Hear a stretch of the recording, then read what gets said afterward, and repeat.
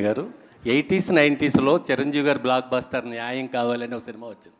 అప్పట్లో చాలా top hit. Chiranjeevi గారిని ఎక్కడో కూర్చోబెట్టి అలాంటి ఎమోషన్ ఈ కోర్టులో ఉంటుందా? యా, కోర్ట్ డెఫినెట్లీ మీరు అన్నట్టు కోర్ట్ రూమ్ డ్రామాయే, కానీ ఇది ఇంకో కేసు, ఇది ఇంకో గొడవ, ఇది ఇంకో సెటప్. బట్ మీకు ఒక సినిమా నుంచి ఒక కోర్ట్ రూమ్ డ్రామా చూస్తున్నప్పుడు మీకు కావాల్సిన హైస్ అన్నీ ఉంటాయి, అదైతే గ్యారంటీ. అండ్ అప్పట్లో చిరంజీవి గారు, యంగ్ చిరంజీవి గారు చేసిన పర్ఫార్మెన్స్ డెఫినెట్గా వీళ్ళిద్దరిలో ఉంటుంది. యా. కోర్టు అనే టైటిల్ పెడదాం అనుకున్నప్పుడు మీరు ఫస్ట్ ఏం ఫీల్ అయ్యారు? అంటే ఇది కొంచెం మళ్ళీ కోర్టులో వాళ్ళేమన్నా అభ్యంతర పెట్టారు, అసలు ఇది వెళ్ళాల్సింది మళ్ళీ తర్వాత కోర్టుకే కదా. నాకు ఈ రోజు దాకా ఉన్న ఎక్స్పీరియన్స్ ఏంటంటే అండి, 16 years as an actor, first నాకు ఇంకా గుర్తుంది, అలా మొదలైంది అని మేము టైటిల్ పెట్టినప్పుడు చాలా చెత్త టైటిల్, ఇదేం టైటిల్, అది ఇది అని అందరూ అన్నారు చివరి దాకా.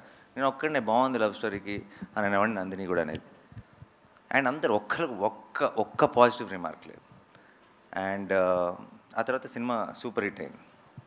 ఆ తర్వాత అందరూ అసలు అలా మొదలైంది తప్పితే ఈ సినిమాకు ఇంకో టైటిల్నే ఊహించుకోలేము అని అన్నారు. ఇలా అట్లీస్ట్ నాకు కనీసం ఒక 10 సినిమాలతో ఎక్స్పీరియన్స్ ఉంది. మన నచ్చిన సినిమాకి టైటిల్ బాగుంటుంది సార్, నచ్చిన సినిమాకి టైటిలే కాదు ఏది బాగోదు. ఒక్క నిమిషం నానిగారు, మీరు హిట్ 3 ప్యారడైస్ గురించి అడగొద్దన్నారు. బట్ రీసెంట్గా మీరు చిరంజీవి గారితో శ్రీకాంత్ ఓడేలా కాంబినేషన్లో సినిమా అనౌన్స్ చేశారు. ఈ ఇయర్లో ఉంటుందా, నెక్స్ట్ ఇయర్లో ఉండదు? అదొక్కటి చెప్పండి.